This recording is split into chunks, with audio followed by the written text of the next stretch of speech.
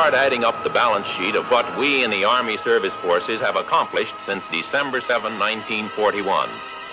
This was the moment of resolution. This was the signal for unity to the 135 millionth power. We had been working before, working against opposition to prepare the country and its army. But now this meant the green light for the Army Supply Services. The green light that meant also the gravest of responsibilities, the most difficult of jobs. And on December 7 began a record of achievement of which we can all well be proud. 100,000 volunteers, 1 million and then another 1 million enlisted men. Send them to us. We'll build the camps and we'll staff them and make them machines for living. We're ready for them. This is what we've been planning for. And now we're ready to move. We won't be caught unprepared. We had to learn how to take care of them, nurse them, insure them against the tropical and polar diseases they'll have to face. We had to work out systems of figuring what was their best job. And always we had to feed them, fill their bellies with good food, too.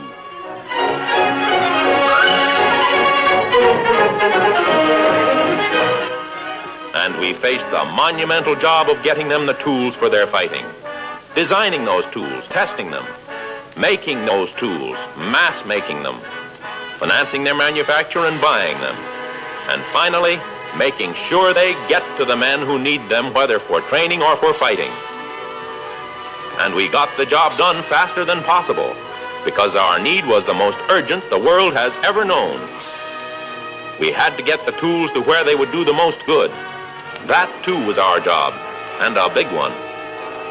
Lend-lease in the billions of dollars worth. Little things like quinine. Big things like trucks. Or still bigger like 50-ton tanks. Allies desperately pressed, holding valiantly, holding time still for us.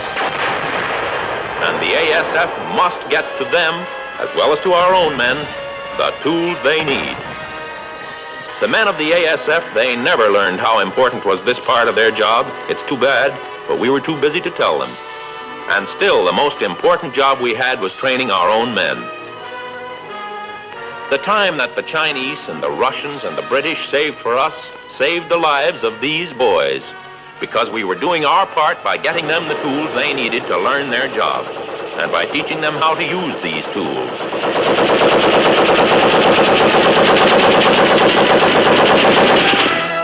We reached out over the seas and through the air to bring the vital supplies to a dozen new, strange theaters of operation. And where there was no existing way to move in our supplies, where there was no line of communications, we sent in our engineers, and they made our line for us where none had existed before. And the goods got where they were needed, landed in 100 strange places. We were learning geography the hard way. Guadalcanal, Attu, Accra, Casablanca, Chongqing, Kiska, Cairo, Algiers, Sicily.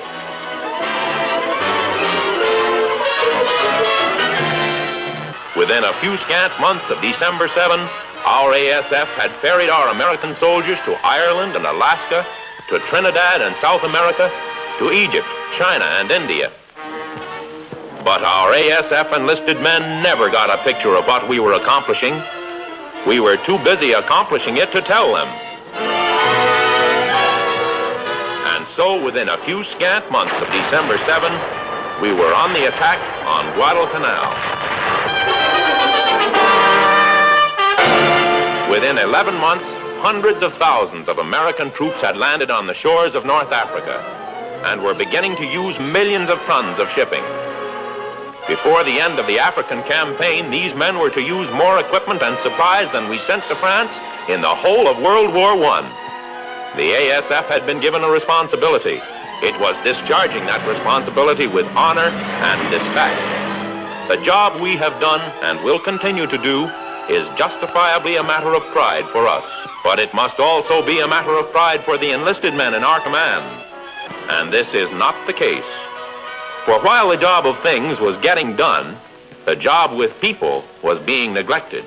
At home and abroad, the rank-and-file private, who is the Army, flops himself down on the ground and beefs. And do you know what he beefs about? What he thinks of his job, his officers, his army, and his cause? Here's a very quick look into the mind of the average private. Only 48% of the men in the Army Service Forces know they are in the Army Service Forces. Check 100 soldiers in your command. An average of 52 of them will be unaware that they are identified with the ASF. Pride in one's own arm or branch is an essential part of pride in the service as a whole. Yet research shows that this principle is scarcely a factor in the upbuilding of esprit in the ASF. Less than 2 out of every 10 soldiers questioned say they think most highly of their branch. Within the ASF, there are marked variations in the way the men in the various branches feel about their work. We have found that the Signal Corps and engineers have the greatest pride in service. But even there, 3 out of 4 men think more highly of some other branch than they do of their own. In the medical department, only 18% rate their service above any other. 16% in ordnance, 14% in the Quartermaster Corps, 12% in the military police, down to 7% in the chemical warfare service. From these figures, we can conclude that the great majority of our soldiers have no conviction that they have a vital share in the tremendous job we are doing. In fact, most of them feel they shouldn't be in the Army at all. Although they want to win the war, they believe they could do more important work as civilian war workers. And this is the percentage when they have been 3 months in the Army. It gets worse progressively. By the end of a full year, only 35% feel that their personal work as soldiers is the most valuable contribution they could be making to their country and to victory.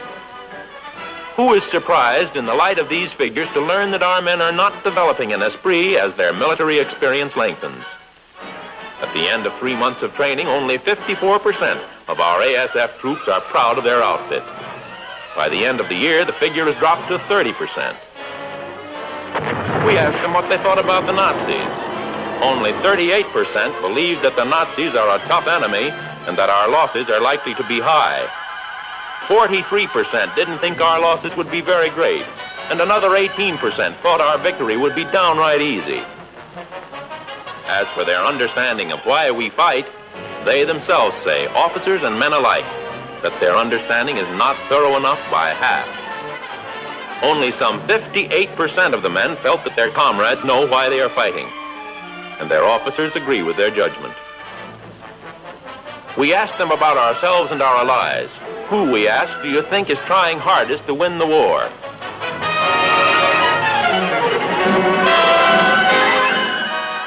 Look well at Britain, grudgingly given 5% on effort, and 8% of the men said they didn't know. Considering this lack of basic conviction, it isn't remarkable that 3 soldiers in every 10 tell us that they would prefer non-combat duty here at home, while only 5 out of 10 want to get overseas and fight. Research shows also that there are ways to correct this kind of thinking and this lack of information. Consider the effect of the Army-produced films in the Why We Fight series. We found that while only 33 men out of 100 who had not seen these films answered a given set of questions correctly, 52 men in 100 knew the right answers after seeing the films. An American private went through the fighting in North Africa, and he sat down after it was over and wrote down what he thought was lacking in the training he'd gotten. American soldiers have no conception of the psychology of the enemy, he wrote. They're innocent and trusting, good-hearted and confiding. He might have added that they're brought up in the ways of sportsmanship, of not hitting below the belt. He might have added that the American soldier doesn't know what a fascist is, how a fascist thinks, what a fascist will do. He might have added that the American soldier is inclined to think stories about fascism are just the old atrocity stories, until it's too late. This American private wrote of his comrades, they do not really want to kill because they do not hate yet. He wrote, subconsciously they think of war as a game where the umpire's whistle will stop it before it gets too rough. They cannot imagine anybody wanting to kill them, so they commit all the mistakes which have cost so many lives already. This American private wrote of his comrades who died at Kasserine Pass, They died with an astonished look on their faces as if they wanted to ask, could that be possible? Would they really kill me? So our soldiers are growing to realize more and more that they've not gotten the kind of psychological training they should have gotten. And naturally, our war correspondents have noticed it. And because of their stories here at home, millions of families are learning about it and asking questions. Ernie Pyle wrote thoughtful, provocative dispatches about the American soldiers' lack of psychological training. Drew Middleton in the New York Times commented,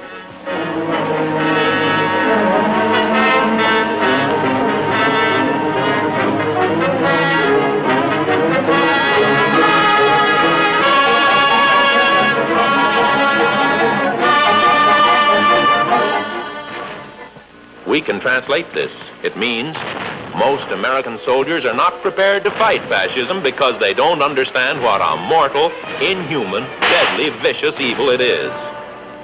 They don't know that fascism is murder. Too often, their own murder is the only way they learn.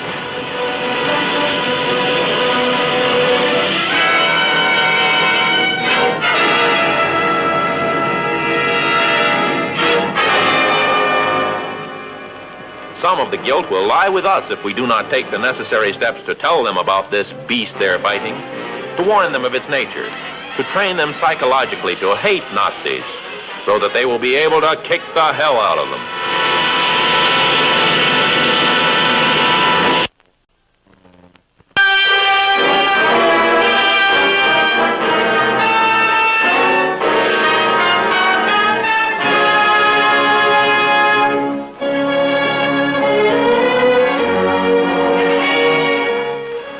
The problem raised by the Allied invasion of Europe, the march of time has brought together three leading military analysts, Anson Baldwin, DeWitt McKenzie, and Paul Schubert.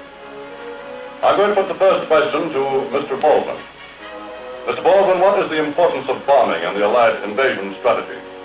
Bombing, round-the-clock bombing by day and by night, will be a major factor in the decline and fall of Adolf Hitler. The air invasion of Europe already has started, but the real bombardment of Germany is just beginning. Air bombing alone will never win this war, but air bombardment may represent the final crowning blow which will bring down the whole crazy structure of Nazism to disaster. But we cannot safely count upon this. We must plan for a land invasion of the fortress of Europe. Mr. Schubert, can we consider the invasion of Italy as a logical first step toward the invasion of Germany? If the real goal of an invading army is the penetration of German soil, there are several routes that seem much more promising than the pathway through Italy, which is shut off from the rest of Europe by the barrier of the Alps. The way through France is shorter, though stiffly defended. The way through the Balkans goes a long way around, but may be easier when it comes to the fighting part.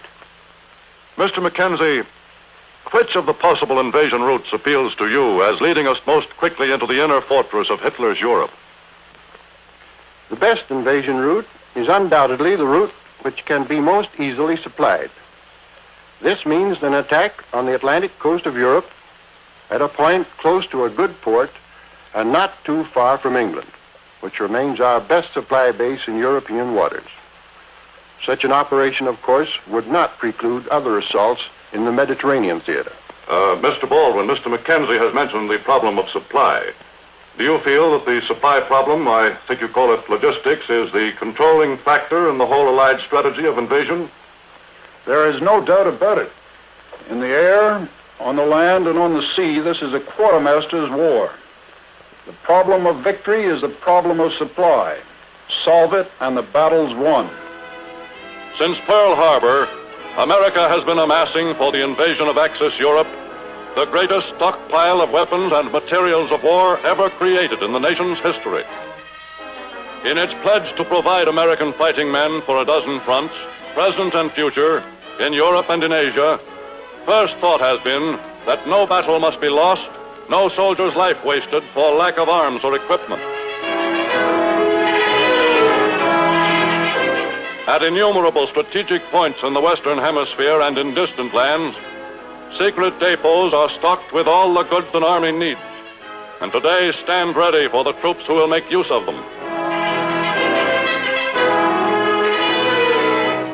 Within the Festung Europa, the fortress created for the Axis warlords' last stand against the wrath of the United Nations, the fascist and Nazi underlings and quislings already know that the hour of retribution can no longer be indefinitely delayed. For since many months, the war of nerves which they invented and exploited has been turned against them, and to good effect. But the master plan by which the Axis power finally will be shattered and the subjugated nations of Europe and Asia return to freedom is still the closely guarded secret of a tiny group of military leaders, members of the war councils of the United Nations.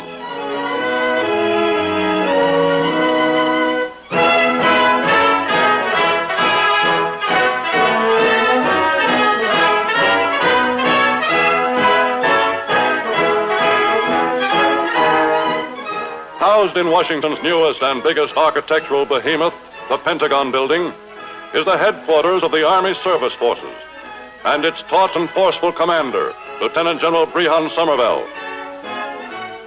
Among his staff are 7 trusted major generals who head the technical services of the ASF, each a key man in America's plan for victory. Oldest technical body in the Army Service Forces is the Quartermaster Corps, traditionally the Army's tailors and caterers. 70,000 different items of food, clothing, and equipment, other than arms, must be regularly supplied by these men for the millions of American troops at home or on the invasion front, as well as many objects destined for Lend-Lease aid to America's allies.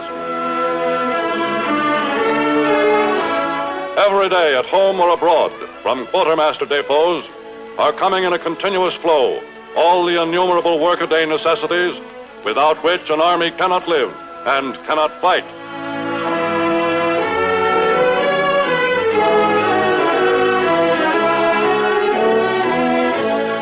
The Corps of Engineers numbers in its elite the intelligentsia of the Army.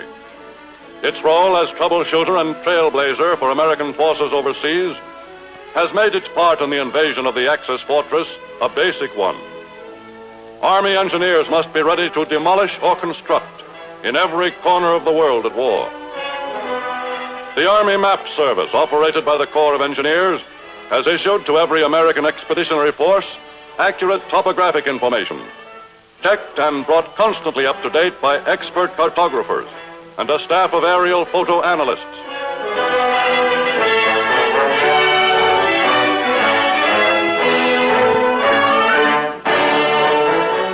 High-speed offset presses have already supplied close to 1,000 tons of detailed maps to American forces overseas.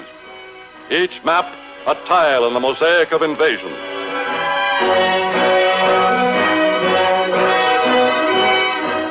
Upon no department of the Army Service Forces have invasion requirements made greater demands than upon the Ordnance Department, charged with designing and procuring all weapons and vehicles with which the Army fights and travels.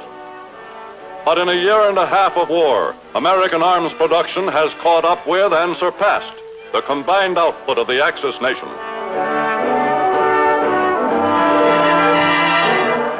Today, the Signal Corps of the ASF stands ready to set up and maintain the network of communications on which all future combined sea, air, and land operations depend for success. The Chemical Warfare Service, knowing well the lengths to which desperation may drive a cornered enemy, is ready to make reprisals in kind should the Axis resort to the use of poison gas.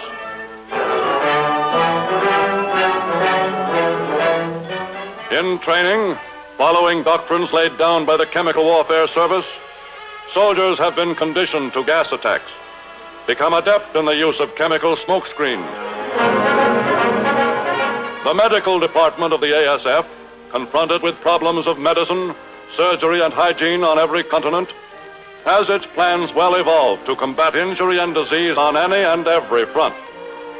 And due to their diligence and research, thousands of lives will have been saved, many an epidemic averted in occupied territory. The transit of tens of millions of tons of supplies and millions of fighting men is the function of the Army Service Forces Transportation Corps, whose men have learned in camp to act as stevedores in distant bridgehead ports and as railroad men in war areas to ensure the delivery of supplies without loss of time to the fighting front.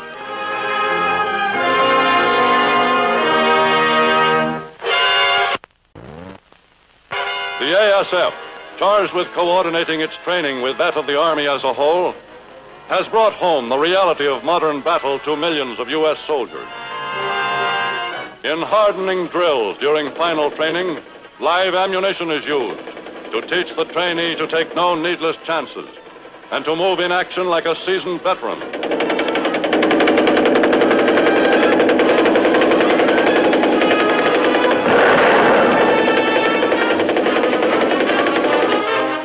In specialized schools, officers of the Army Service Forces study combat tactics as well as the responsibilities of their own corps. Coordination of service and ground forces is an essential part of their indoctrination.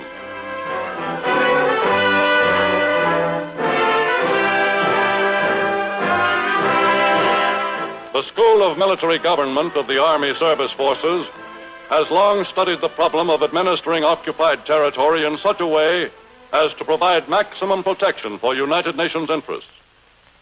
Our civil affairs job is not to govern the German people.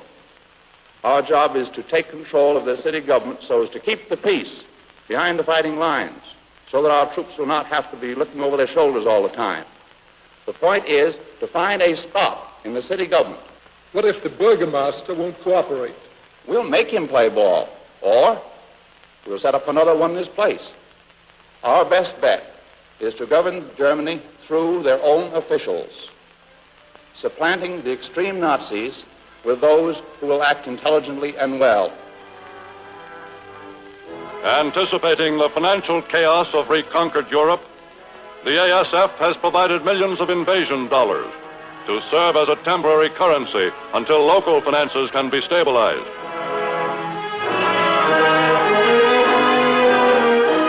Staff officers of the Army Service Forces have long ago become familiar with the terrain of every invasion coastline, have studied in minute detail the landing beaches and ports of the enemy.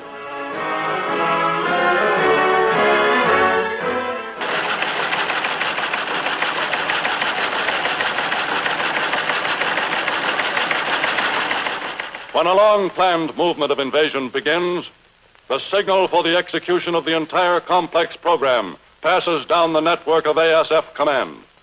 From those who have long known the whole strategy to those whose duty it is to perform the operations of detail.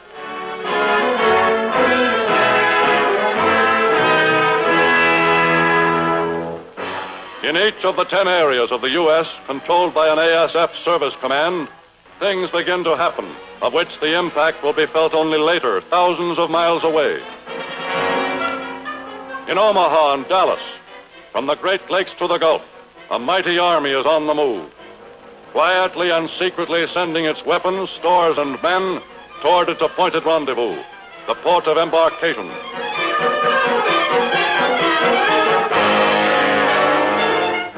To transport by rail a single armored division, 75 trains are needed, and all must move simultaneously, load and unload within a space of hours.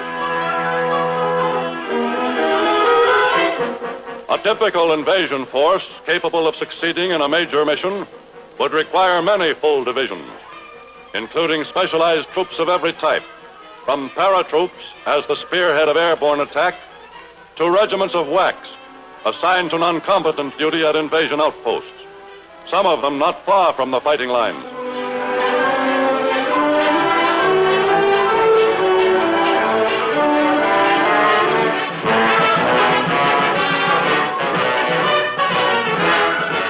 When an invasion force sets out, there may be music. But the Army's need for secrecy has eliminated the cheering crowds and public farewells of World War I.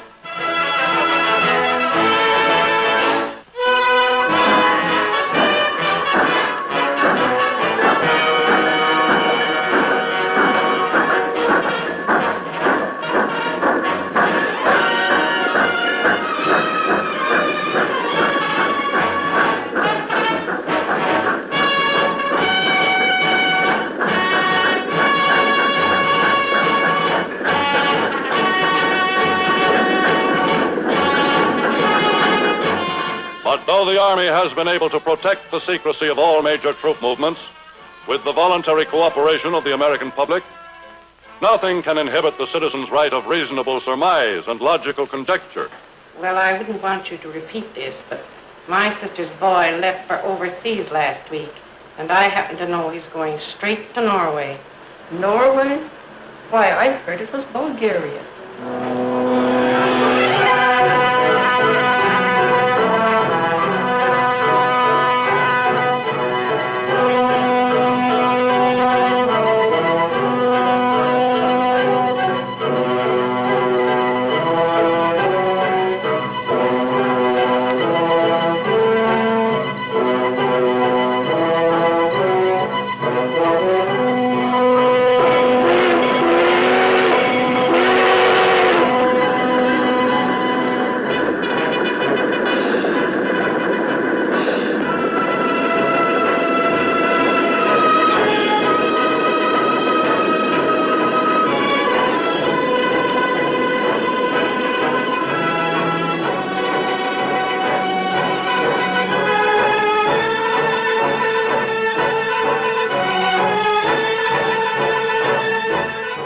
While U.S. invasion forces are moving toward their distant goal, many an American can still refuse to believe what he sees in the papers.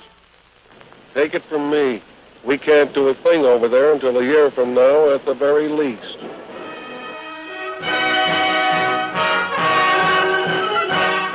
At the port of embarkation, work has proceeded for many days, quietly and efficiently.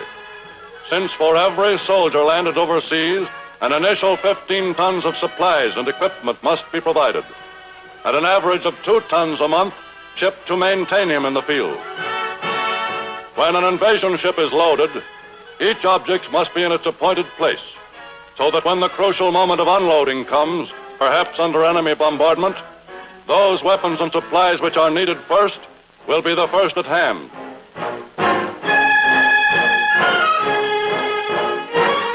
Of the 900,000 categories of supplies the Army service forces must procure and distribute, a high percentage is required for the Army's work of invasion and occupation, and must accompany the expeditionary force on the day it puts to sea.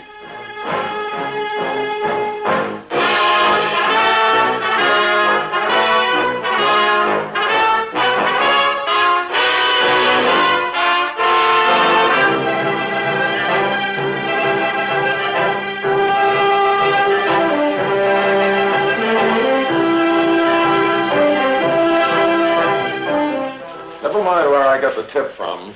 It's hot. In Washington, they're laying 4-1 that the big invasion will get underway by Friday. On sailing day, nothing can have been overlooked, no detail unforeseen. And above all, the plan of attack and the plan of supply must have been meticulously coordinated and timed to the fraction of an hour, even though the objective be an invasion point still thousands of miles away.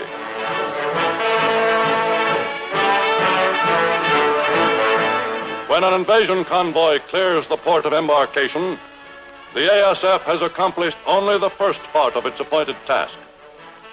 It has mobilized from far and wide those men and resources which can solve the problem of logistics and give an army the power to invade, and to invade victoriously.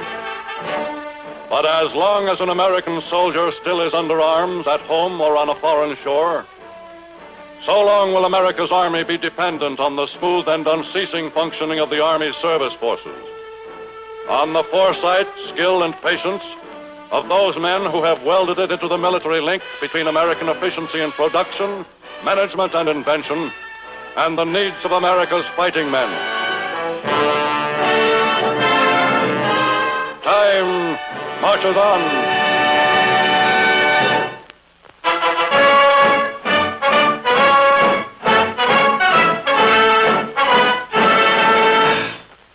If your men see a film like this March of Time, it will help to give them pride in their outfit, which will still have the considerable job of giving them pride in themselves by giving them satisfaction in their work.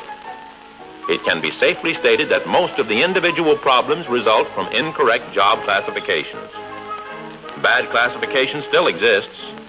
A review of all your officer classifications Personal inspection and inquiry throughout all echelons will do much to correct it. This must be a creative job, a job for your initiative and originality. One idea, which is mentioned here only to start you thinking about your specific problems, was devised by an Army Air Forces general. Whether the idea is practical or not, it has at least the virtue that it sets out to solve an admittedly serious problem. He supplied all the men in his command with a postcard on which the enlisted man or officer may indicate that he believes he is a square peg in a round hole, and may also suggest how he thinks he can better serve the Army. But it should be stressed that this is a suggestion on procedure, not an order, that you must be creative in applying such suggestions to the problems of your own command. Training and arming men mentally is more important than training and arming them physically. And it's not a question simply of getting the right orientation material.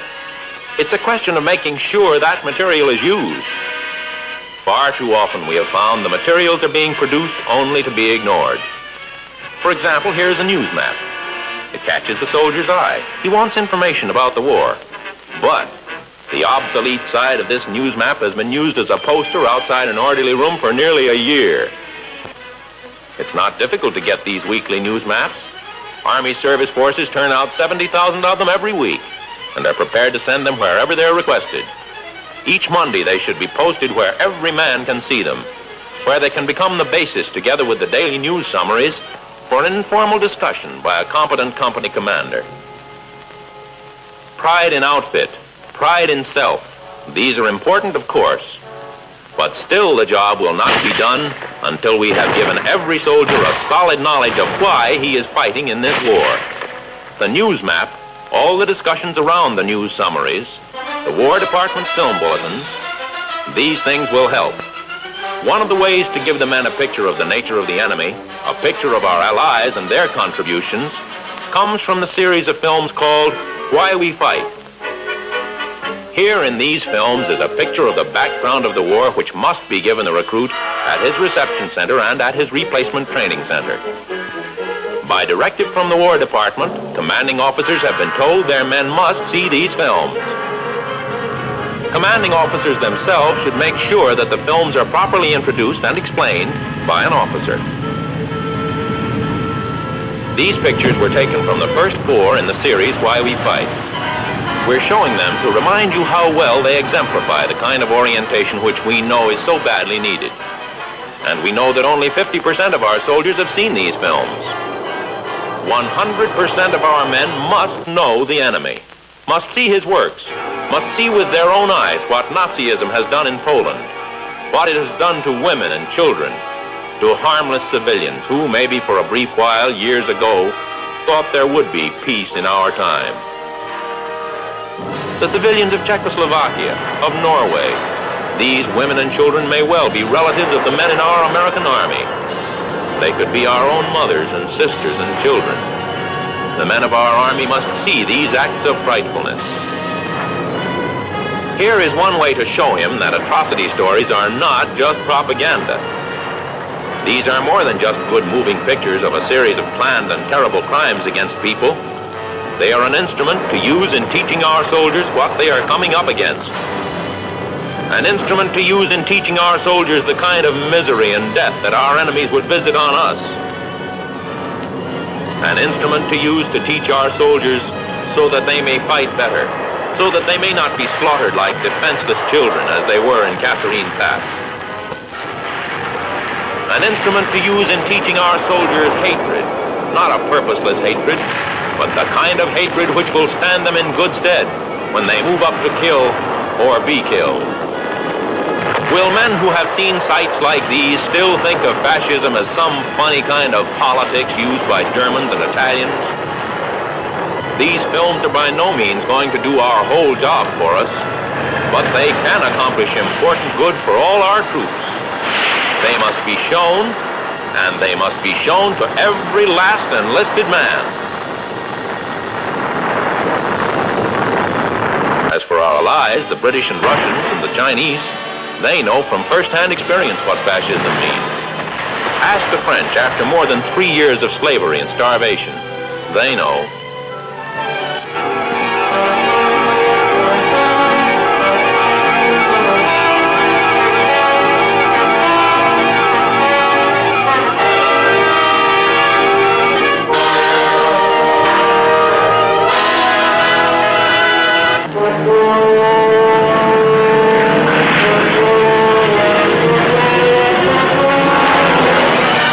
But our men have not had this first-hand experience. Their first-hand experience with a sky blacked with bombers will be actual combat experience.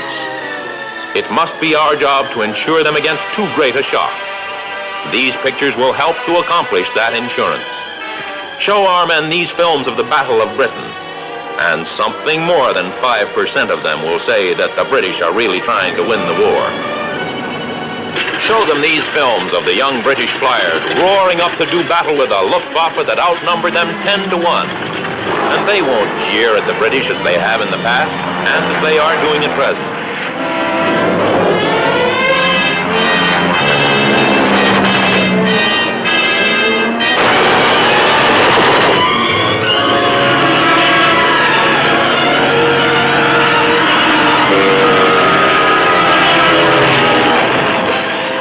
Show them these films of Coventry.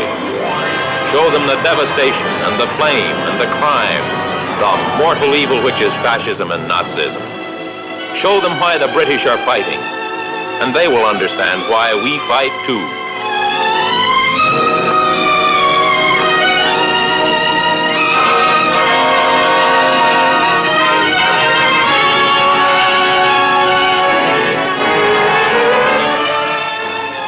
Our soldiers haven't had to bury their wives, their children, their families. They still don't know. But they can be told. And the best job will still be done by the officer who realizes that he must supply creative leadership. That down through every echelon of command to the men, whether they are preparing themselves for active combat or are assigned to an unglamorous job at a supply depot, the officer must communicate to them pride in outfit, pride in self, and a burning conviction in the right of our cause. When this job of creative leadership has been accomplished, and only then, we will be able to take a breath and say, these soldiers are the best damn soldiers on earth. They're ready to do battle or service the frontline fighters. They'll win, and in winning, they're learning how to lay the foundations for a secure world, a free world, a world of peace.